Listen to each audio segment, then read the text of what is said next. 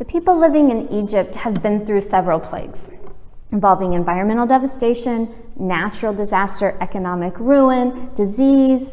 On top of all of it, they have a leader with a hard heart who is only making matters worse. So maybe we can relate. I mean, I know we are not slaves the way the Israelites were slaves in Egypt, but I think even in our context, these words from God are helpful as we struggle to figure out how to live right now, how to move forward.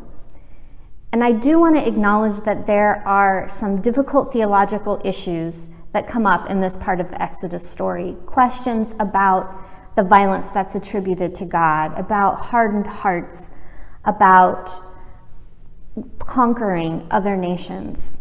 As my New Testament professor used to say, it's a bit of a sticky wicket.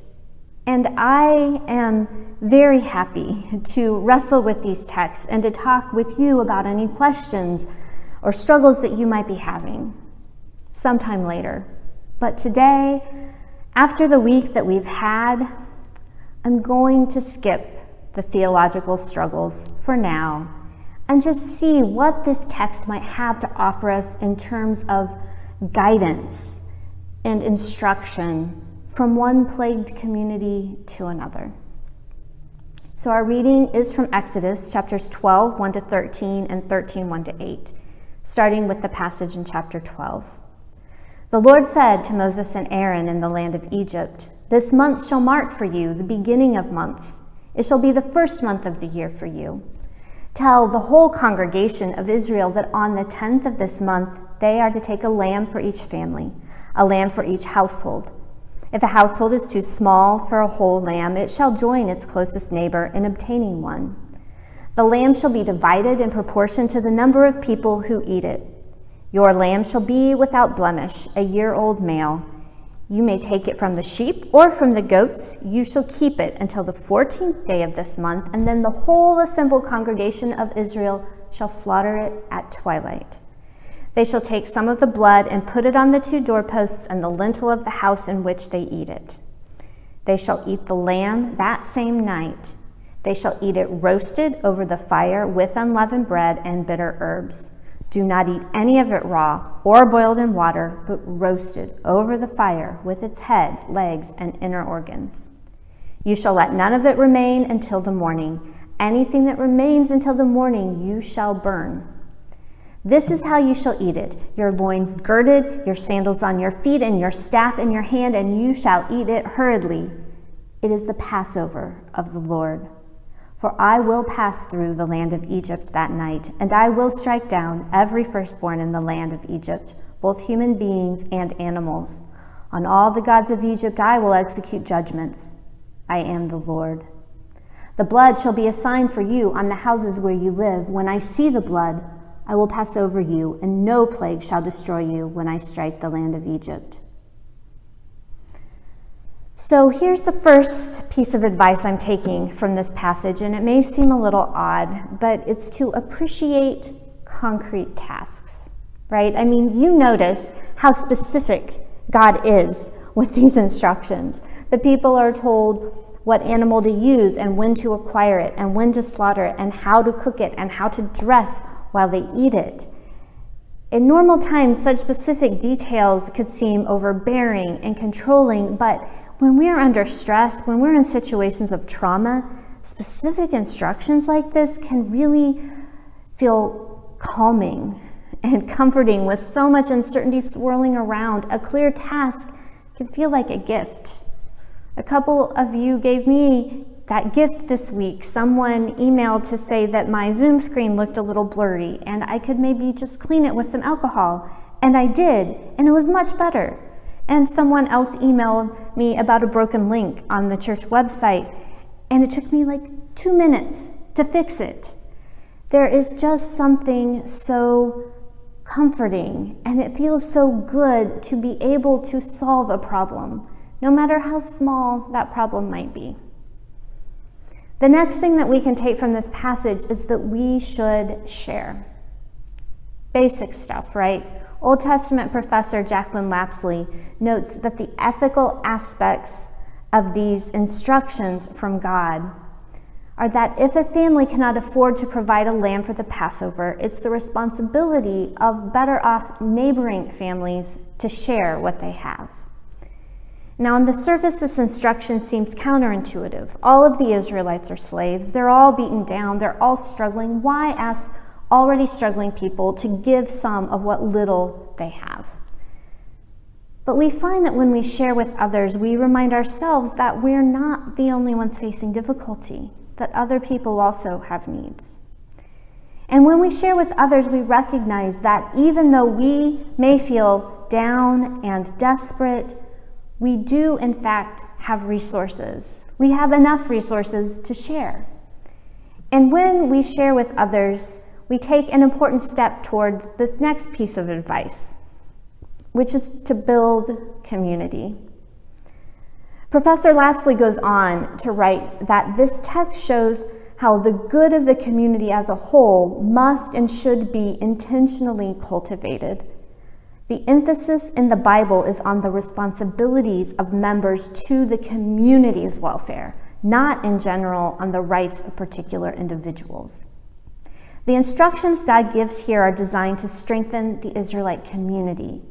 And building community is a way that we can address our immediate struggles, and it's a way to work toward a better future for everyone. Connecting with other people can help us feel better in the moment, and it can encourage us to consider the welfare of those other people in the decisions that we make that affect the future. And I know many people right now are struggling with feelings of loneliness and isolation. Because of COVID, we're unable to attend events in the ways that we're used to, and we can't gather with people in person the same way that we have in the past, if at all.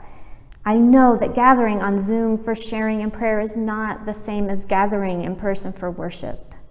And yet we still gather, and we make phone calls and we send cards. Lots of people in churches and beyond are working creatively to help maintain and build community right now. When everything's going well, we can live under the illusion that we're self-sufficient, that we can manage life on our own. But when we go through these difficult times, our need for each other becomes clear. The second part of the reading from Exodus 13. The Lord said to Moses, "Consecrate to me all the firstborn, whatever is the first to open the womb among the Israelites of human beings and animals is mine." Moses said to the people, "Remember this day on which you came out of Egypt, out of the house of slavery, because the Lord brought you out from there by strength of hand.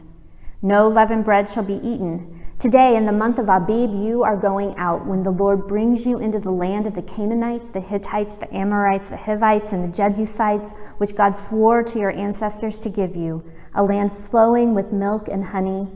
You shall keep this observance in this month. 7 days you shall eat unleavened bread, and on the seventh day there shall be a festival to the Lord. Unleavened bread shall be eaten for 7 days. No leavened bread shall be seen in your possession, and no leaven shall be seen among you in all your territory. You shall tell your child on that day, 'It is because of what the Lord did for me when I came out of Egypt.'" What strikes me in this passage is God's insistence that the people remember this special day, that they mark time. I mean, have you noticed that time is kind of wonky during COVID? I mean, at first I thought it maybe was just me, but a very cursory Google search told me that I am not alone. I actually fit the most common time perception right now, which is that day-to-day time has slowed down, right? A week can feel like a month. A day can feel like a week. But then when I look back, it seems like it's maybe only been 3 weeks since COVID started. Not everyone's experiencing time in this way. Some people have the opposite experience. For some, it's all really slow or all super fast. But one British study, at least, suggests that up to 80% of people are experiencing time differently right now. And this can be really disorienting. And so marking time becomes more important than ever. We need weekly markers like special meals and worship, and we need seasonal reminders. I've read how important it is right now to go outside and notice which plants are blooming. Notice the birds migrating. Notice the changing light, the changing daylight. And we also need the annual markers. We need the birthdays and the anniversaries, the religious observances that we share as a community. Back in Exodus 12, God says, "This month shall mark for you the beginning of months. It shall be the first month of the year for you." An Old Testament professor, Anathea Poitier-Young, writes that the whole calendar must now find a new fixed point of origin and orientation. Henceforth, for God's people, all of time originates in, is oriented to, and commemorates each year their release from slavery. Time for God's people is forevermore freedom time. How we mark time, how we orient our calendars makes a difference. Growing up Baptist, I expect I had a church rhythm similar to what many of you experienced in the Mennonite Church. We had Easter and Christmas, sure, but maybe some Advent candles. I had no idea what the church year was. I couldn't have told you that it began with Advent, and we were more likely to celebrate Mother's Day and Father's Day than Lent or Pentecost.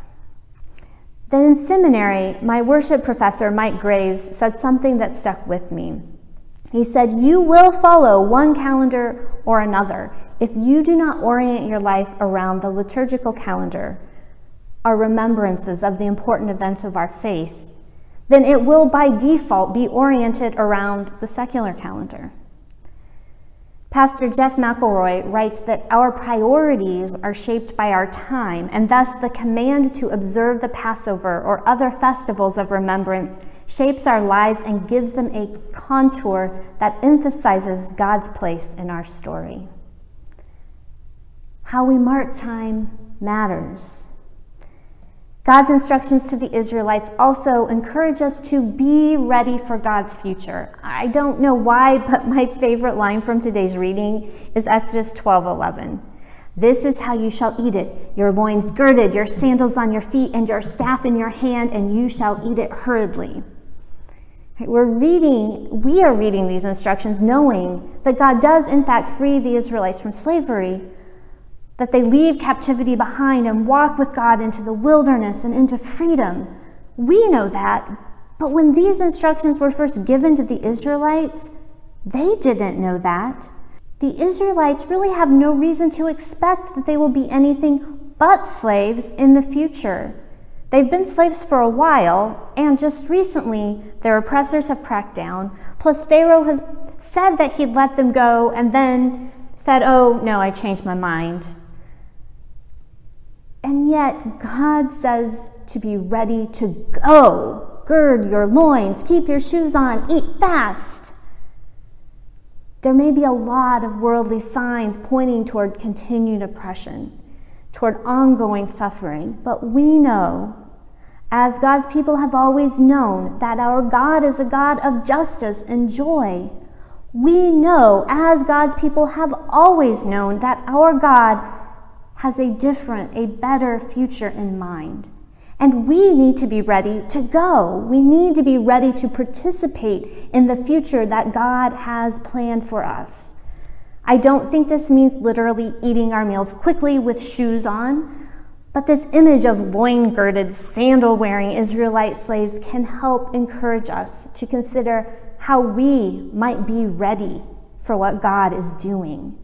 What relationships do we need to form and nurture? What lessons do we need to learn? What skills do we need to develop? What can we do to see more clearly what God is doing in the world? Finally, these words from God to the Israelites help us remember that we do not belong to Pharaoh. We are God's people who live in God's promise. Biblical scholar Waldemar Jansen cites this passage as the moment when Israel changes allegiance from Pharaoh to Yahweh. From here on, Israel no longer takes orders from Pharaoh. Passover teaches that the transference of allegiance from the powers of evil to the only legitimate master can and must be made and celebrated on the basis of the divine word of promise. We must do this even while it is still night and the powers of evil seem yet undefeated. Even when our choices seem limited, we do not belong to Pharaoh. Even when we feel trapped in systems of injustice, we do not belong to Pharaoh. Even when so many people around us seem resigned to the status quo, we do not belong to Pharaoh. We are not Pharaoh's people. We are God's people. We live within God's promise of love and justice and freedom. We live within God's promise even though it has not yet been fully realized. We live within God's promise because that is the way Jesus teaches us to live. To do what needs done, to share and to build community, to mark time as we remember God's faithfulness, to prepare to act with God, to claim God's promises for ourselves and for all of creation. Thanks be to God.